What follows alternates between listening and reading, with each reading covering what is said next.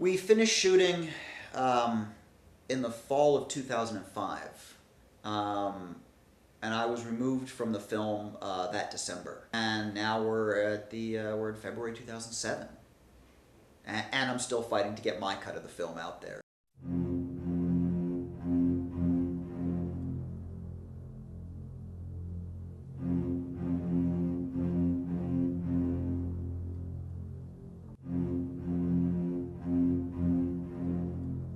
All of the things that drew me to the script and the project are in this version.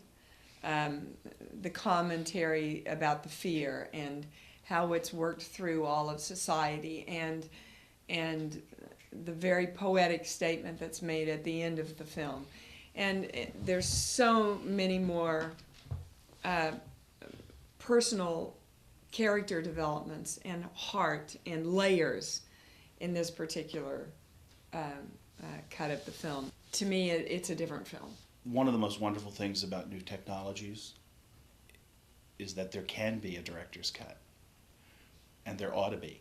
You know, I think to increase the literacy of audiences out there in artistry, I think it's useful for them to be able to see different versions, different takes on things, and I believe that this version is a richer version than the other version, and so not only do I care for it more, like it more, want people to see it for that reason, it's also quite useful to compare. And why not? Because you can fit it on a DVD now. Let's do it.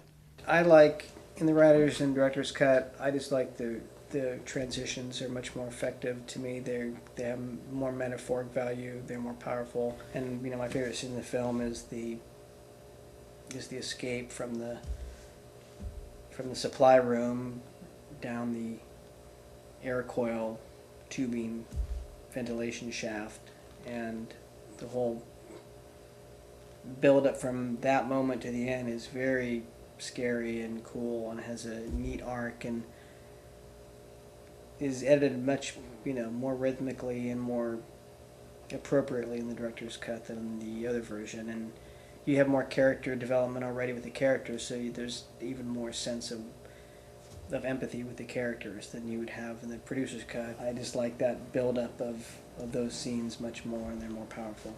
A good horror film builds from a core of fear that the average man or woman is put into, and then having to struggle to deal with the questions of life in order to survive.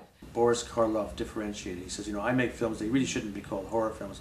They are terror films, because you're not looking at something that's grisly and gruesome, a bucket of blood. You're looking at something that's going to come around the corner and get you, and you're afraid. You feel terror.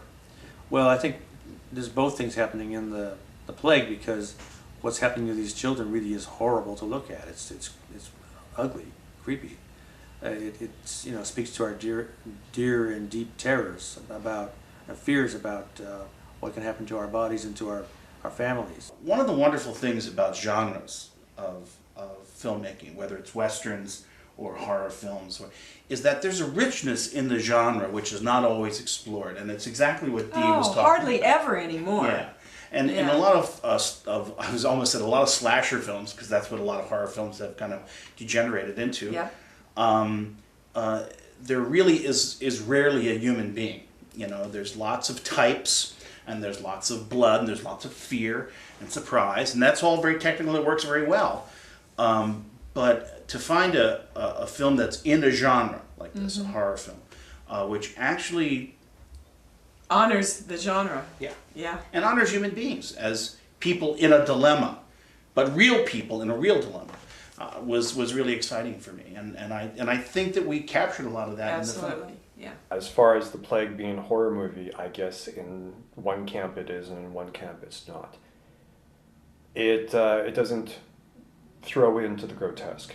It doesn't go for the blood and guts. It is more about the suspense and the effect on the characters. And in that way, it's more closely linked to the suspense that would be built up by, going by the best of the genre, the Alfred Hitchcock wonderful films, or something that would build on that building intensity of not sure what's going to happen right around the corner. The Conversation, Gene Hackman film, another excellent example of that.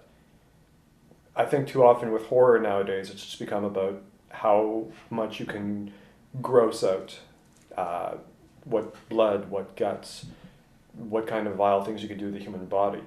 I think what's far more frightening and far more scarring is what you can do to the human mind. I would liken it to Night of the Living Dead. To me, it's sort of a thinking man's Night of the Living Dead, because it's structurally similar, but it really does have characters that are more rounded, and it also is better resolved. And I respect that. I respect that the filmmakers care and respect the audience. This, for me, was along the lines of one of the most amazing horror films that I ever saw, called Don't Look Now, with Donald Sutherland and Julie Christie. And there's hardly any blood, there's Yes. hardly any guts. And you sit on the edge of your seat, and then at the end, you get a message, for want of a better word. You know, there's a consciousness still included in this horror film. The Plague is horror, but I would call the Plague a psychological, spiritual horror, probably, if that's, I don't think that's a section in the video store, but it would belong in a category of, probably films like The Innocents or The Exorcist with a different tone, or Village of the Damned.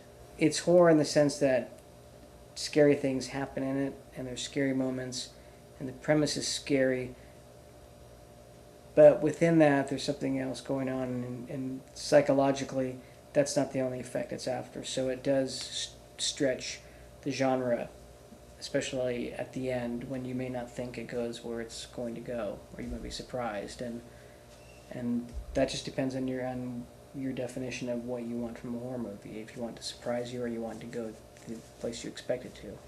And I don't think The Plague goes to where a horror film usually goes, which is why it's different. What I saw in The Plague was that this happened to the children, the plague happened to the children, because of the violence and the fear that was prevalent in the adult world that created this in their lives. And so when they do come back into consciousness, that's what they know. Yeah. That's what we passed on. That's what they're reborn into, kind of the sins of the fathers, of the fear. And like a dog, when you're in fear, what you do is attack. What Teal and I wanted to do was figure out what for us was a social issue, a social fear that existed today, and to try and make a horror film that, wasn't a throwback to the 70s or the 40s or something like that, but approached the horror genre from a same kind of thinking, where it's like, what is something that's going on in society today that is frightening, that is confusing, that is an already existing fear that we could tap into and explore. And for us, it ended up being kids and violence and the world, how we solve problems with violence, or think we can solve problems with violence, whether it's the war that's going on now, whether it's capital punishment, whether it's just everyday, things that kids are exposed to, whether it's just on the news, whether it's in the newspaper, whether it's in the classroom, whether it's in the, whatever it is, there's all these things that seem to be out there in the world that say violence is a means to an end. This is a movie that doesn't celebrate violence whatsoever. In fact, it shows it in quite an ugly light. The fact is that some people might have had a problem with violence and children together. I don't think necessarily been paying attention to what's been happening in media and in movies and TV in North America for the last how many decades? All the best horror films